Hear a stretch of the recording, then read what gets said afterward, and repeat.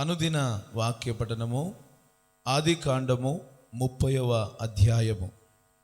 రాహేలు తాను యాకోబునకు పిల్లలు కనకపోవుట చూచి తన అక్కయందు అసూయపడి యాకోబుతో, నాకు గర్భఫలము నిమ్ము, లేని ఎడల నేను చచ్చెదనెను. యాకోబు కోపము రాహేలు మీద రగులు కొనగా అతడు, నేను నీకు గర్భఫలమును ఇయ్యకపోయినా దేవునికి ప్రతిగానున్నానా అనెను. అందుకామె, నా దాసి అయిన బిల్హా ఉన్నది కదా, ఆమెతో పొమ్ము, ఆమె నా కొరకు పిల్లలను కనును, అలాగున ఆమె వలన నాకును పిల్లలు కలుగుదురని చెప్పి తన దాసి అయిన బిల్హాను అతనికి భార్యగా ఇచ్చెను.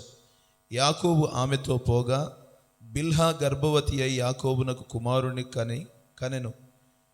అప్పుడు రాహేలు, దేవుడు నాకు తీర్పు తీర్చెను, ఆయన నా మొరను వినే నాకు కుమారుని దయచేసననుకొని అతనికి దాను అను పేరు పెట్టెను. రాహేలు దాసి అయిన బిల్హా తిరిగి గర్భవతి అయి యాకోబుకు 2వ కుమారుని కనెను. అప్పుడు రాహేలు, దేవుని కృప విషయమై నా అక్కతో పోరాడి గెలిచితిననుకొని అతనికి నఫ్తాలి అను పేరు పెట్టెను. లేయా తనకు కానుపు ఉడుగుట చూచి తన దాసి అయిన జిల్పాను తీసుకొని యాకోబునకు ఆమెను భార్యగా ఇచ్చెను. లేయా దాసి అయిన జిల్పా యాకోబునకు కుమారుని కనగా లేయా, ఇది అదృష్టమే గదా అనుకొని అతనికి గాదు అను పేరు పెట్టెను.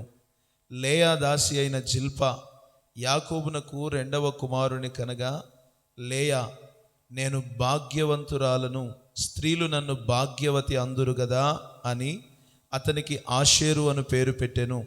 గోధుమల కోతకాలములో రూబేను వెళ్ళి పొలములో పుత్రదాత వృక్షపు పండ్లు చూచి తన తల్లి అయిన లేయాకు తెచ్చి ఇచ్చెను. అప్పుడు రాహేలు, నీ కుమారుని పుత్రదాత వృక్షపు పండ్లలో కొన్ని నాకు దయచేయుమని లేయాతో అనగా ఆమె, నా భర్తను తీసుకొంటివే, అది చాలదా? ఇప్పుడు నా కుమారుని పుత్రదాత వృక్షపు పండ్లను తీసుకొందువా అని చెప్పెను. అందుకు రాహేలు, కాబట్టి నీ కుమారుని పుత్రదాత వృక్షపు పండ్ల నిమిత్తము అతడు ఈ రాత్రి నీతో శయనించునని చెప్పాను. సాయంకాలమందు యాకోబు పొలము నుండి వచ్చునప్పుడు లేయా అతనిని ఎదుర్కొనబోయి, నీవు నా యొద్దకు రావలను, నా కుమారుని పుత్రదాత వృక్షపు పండ్లతో నిన్ను కొంటినని చెప్పాను. కాబట్టి అతడు ఆ రాత్రి ఆమెతో శయనించెను. దేవుడు లేయా మనవిని వినెను గనుక ఆమె గర్భవతి అయి యాకోబునకు 5వ కుమారుణ్ణి కనెను.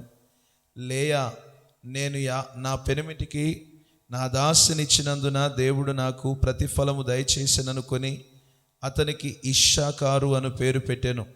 లేయా మరలా గర్భవతి అయి యాకోబునకు 6వ కుమారుని కనెను. అప్పుడు లేయా, దేవుడు మంచి బహుమతి నాకు దయచేసెను, నా పెనిమిటికి 6 కుమారులను కని ఉన్నాను గనుక అతడికను నాతో కాపురము చేయుననుకొని అతనికి జెబూలూను అను పేరు పెట్టెను. ఆ తర్వాత ఆమె కుమార్తెను కని ఆమెకు దీనా అను పేరు పెట్టెను. దేవుడు రాహేలును జ్ఞాపకం చేసుకొని ఆమె మనవిని విని ఆమె గర్భమును తెరిచెను. అప్పుడు ఆమె గర్భవతి అయి కుమారుని కని దేవుడు నా నింద తొలగించెననుకొనెను. మరియు ఆమె, యెహోవా మరి ఒక కుమారుని నాకు దయచేయునుగాక అనుకొని అతనికి యోసేపు అను పేరు పెట్టెను. రాహేలు యోసేపును కనిన తర్వాత యాకోబు లాబానుతో, నన్ను పంపివేయుము, నా చోటికి నా దేశమునకును వెళ్ళెదను, నా భార్యలను నా పిల్లలను నాకు అప్పగించుము, అప్పుడు నేను వెళ్ళెదను, వారి కోసము నీకు కొలువు చేస్తిని, నేను నీకు కొలువు చేసిన విధమును నీ వెరుగుదువు గదా అని చెప్పాను. అందుకు లాబాను అతనితో, నీ కటాక్షము నా మీదనున్న ఎడల నా మాట వినుము, నిన్ను బట్టి యెహోవా నన్ను ఆశీర్వదించినని శకునము చూచి తెలుసుకొంటినని చెప్పాను. మరియు అతడు, నీ జీతం ఇంతయని నాతో స్పష్టముగా చెప్పుము, అది ఇచ్చేదనెను. అందుకు యాకోబు అతని చూచి, నేను నీకెట్లు కొలువు చేస్తునో నీ మందలు నా యొద్ద ఎట్లు నుండెనో అది నీకు తెలియను. నేను రాకమునుపు నీకుండినది కొంచెమే, అయితే అది బహుగా అభివృద్ధి పొందెను. నేను పాదము పెట్టిన చోటెల్లా యెహోవా నిన్ను ఆశీర్వదించెను. నేను నా ఇంటి వారి కొరకు ఎప్పుడు సంపాద్యము చేసుకొందునెను. అప్పుడు అతడు, నేను నీకేమి ఇవ్వవలనని అడిగినందుకు యాకోబు, నీవు నాకేమీ ఇయ్యవద్దు. నీవు నా కొరకు ఈ విధముగా చేసిన ఎడల నేను తిరిగి నీ మందను మేపి కాచెదను. నేడు నేను నీ మంద అంతటిలో నడిచి చూచి పొడలైనను మచ్చలైనను గల ప్రతి గొర్రె పిల్లలలో నల్లని ప్రతి దానిని, మేకలలో మచ్చలైనను పొడలైనను గల వాటిని వేరుపరచెదను. అట్టివి నాకు జీతమగును. ఇక మీదట నాకు రావలసిన జీతమును గూర్చి నీవు చూడవచ్చినప్పుడు నా న్యాయ ప్రవర్తనయే నాకు సాక్ష్యమగును. మేకలలో పొడలైనను మచ్చలైనను లేనివన్నీ, గొర్రె పిల్లలలో నలుపు లేనివన్నీ నా యొద్దనున్న ఎడల నేను దొంగిలి తినని చెప్పవచ్చుననెను. అందుకు లాబాను, మంచిది, నీ మాట చొప్పుననే కానిమ్మనెను. ఆ దినమున లాబాను చారయైనను మచ్చయైనను గల మేకపోతులను, పొడలైనను మచ్చలైనను గల పెంటి మేకపిల్లలన్నిటినీ, కొంచెము తెలుపు గల ప్రతి దానిని, గొర్రె పిల్లలలో నల్లని వాటిని అన్నిటినీ వేరు చేసి తన కుమారుల చేతికి అప్పగించి తనకును యాకోబునకును మధ్య 3 దినముల ప్రయాణమంత దూరం పెట్టెను. లాబాను యొక్క మిగిలిన మందని యాకోబు మేపుచుండెను.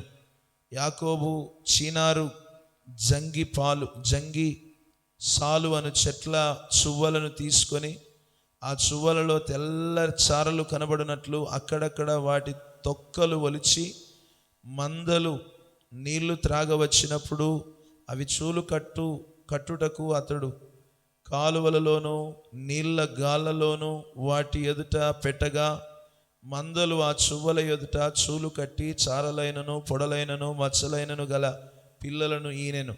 యాకోబు ఆ గొర్రె పిల్లలను వేరు చేసి చారలు గల వాటి తట్టును, లాబాను మందలలో నల్లని వాటి తట్టును, మందల ముఖములు తిప్పి తన మందలను లాబాను మందలతో నుంచక వాటిని వేరుగా నుంచెను.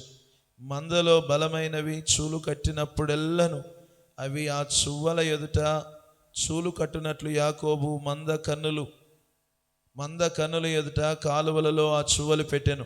మంద బలహీనమైనప్పుడు పెట్టలేదు. అట్లు బలహీనమైనవి లాబానునకును బలమైనవి యాకోబునకును వచ్చెను. ఆ ప్రకారం ఆ మనుష్యుడు అత్యధికముగా అభివృద్ధి పొంది విస్తారమైన మందలు, దాసులు, ఒంటెలు, గాడిదలు గలవాడాయను. దేవుడి వాక్యమును మన వెనుకడిలో దీవించునుగాక. ఆమెన్. దయచేసి ఈ వీడియోను లైక్ చేయండి, షేర్ చేయండి. మొట్టమొదటిగా మీరు ఈ ఛానల్ని చూసినట్లయితే దయచేసి సబ్స్క్రైబ్ చేసుకోవాల్సిందిగా ప్రేమతో మీకు మనవి చేస్తున్నాం.